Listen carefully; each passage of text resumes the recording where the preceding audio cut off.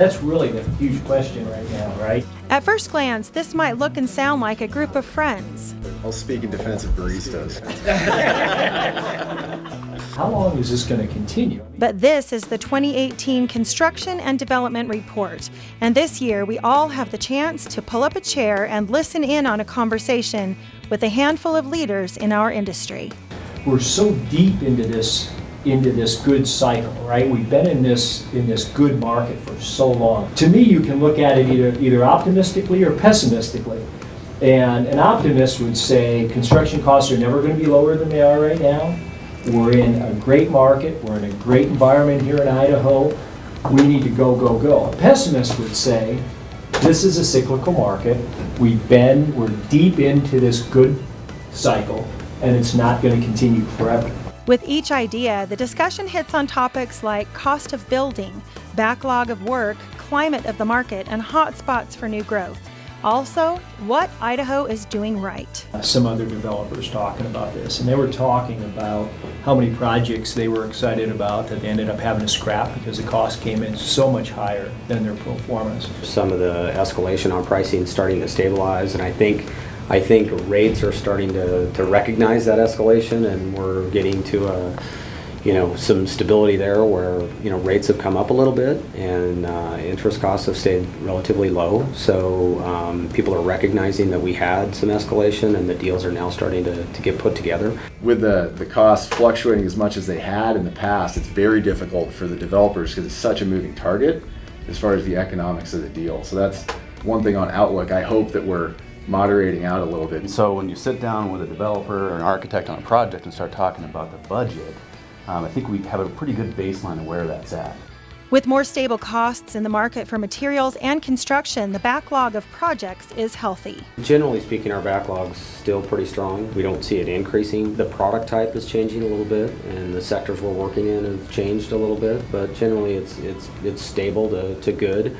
I think the quality of the backlog is the best I've seen it in quite a while. It's pretty diverse. I mean, the type of projects has changed. A lot of it's driven by housing and multifamily projects. There's more of those projects out there than I think the submarket could even handle, truthfully. But what's driving some of that too, I mean, the follow-back of that is the K through 12, the bonds that are passing. It's probably as strong as it has been over the last couple of years. But the diversity is changing, and I think even in the local market, I think you're going to see different sectors be stronger. Even with a healthy backlog, Idaho continues the struggle to find skilled workers. It's harder for a plumber to move from a market that's just as busy as this, a larger market with a more union presence, higher wages, and convincing them of that same thing. We pay the lowest wages of all our bordering states. Yeah. So every state around us pays a higher wage for labor than we do.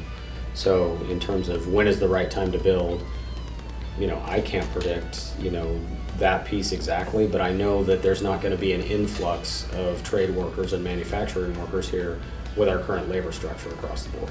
To keep projects on track, many times subcontractors who bid a project also have to commit to the schedule. Let's change the discussion a little bit and talk about sectors and what sectors seem to be hot.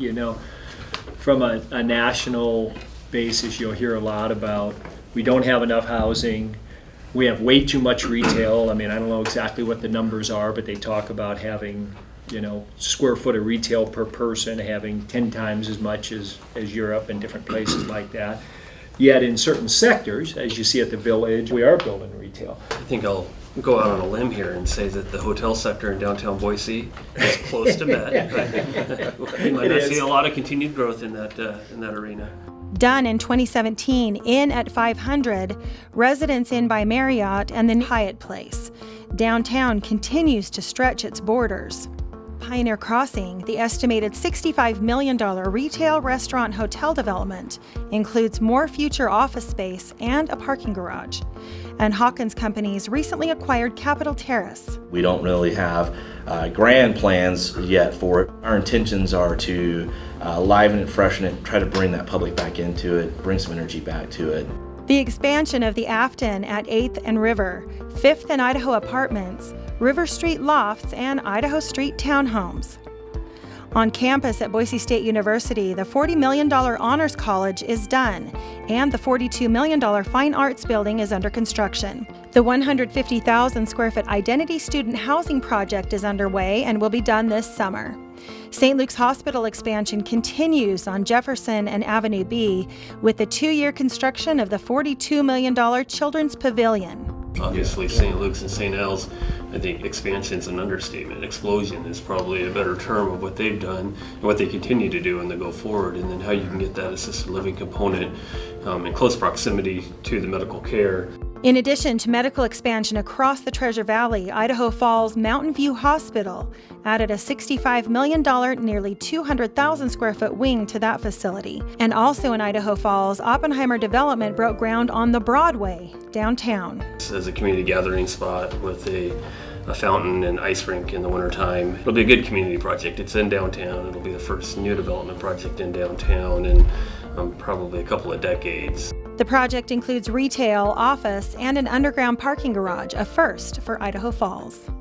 Also in Idaho Falls, a $7.7 million cosmetic lab. The city of Twin Falls saw the completion of the Chobani Innovation and Community Center, an RV facility expansion, and major progress on the $27 million Downtown Commons project, the multi-year City Hall and Main Avenue redesign. Back in the Treasure Valley, Our project out in the Eagle River Development's a 95-acre mixed-use project, and it's the location of the Hilton Garden Inn, the Bardenay Restaurant, if people aren't familiar, with St. Al's Hospitals. And our buildings that we have out there, we have 9 buildings, 125,000 square feet, so it's very different than at downtown. in Meridian, Mark Bottles Real Estate recently brokered the sale of Meridian Crossroads Shopping Center to a Chicago-based retail developer. Top on the list of planned projects there, Albertsons grocery store, going in the former Shopco building. Albertsons' new flagship store on Broadway and Beacon is under construction. The grocery giant also made announcements for Park Center and State Street. Who is growing in this valley from a grocery standpoint? It's the locals. Let's be very pointed on why Winco is making changes and why Albertsons is doing things that are inside the state. That's protectionism. This is their market. Winco's Nampa location opened in 2017, and another is planned for Meridian on Overland near Eagle Road.